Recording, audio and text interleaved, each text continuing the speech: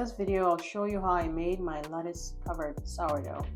Before rolling out your chocolate dough, dust your mat with a bit of baking cocoa to prevent it from sticking. Also, dust the dough so the rolling pin doesn't stick to it while rolling.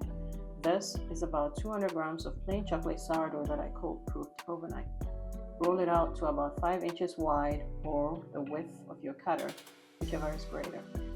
Two things here. Dust your dough again before cutting and make sure you're putting pressure on the cutter so you don't end up with a slit sticking back together. Plastic roller is best for this as I think the metal ones can cut through your mat when pressure is applied.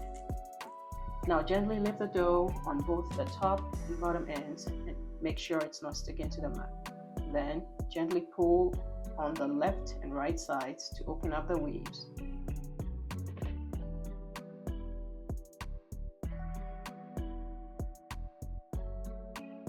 Try not to break the joints, and if some break accidentally, pinch them back together as best as you can.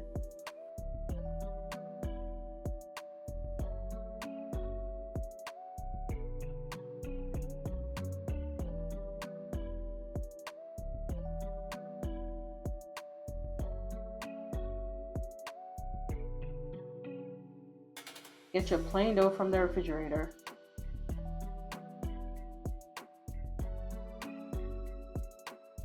Flip it over a piece of parchment paper or baking sling.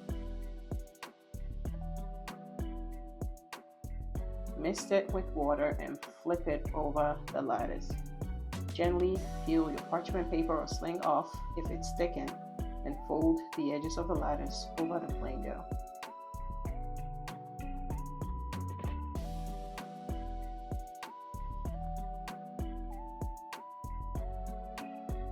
Stitch close if you need to.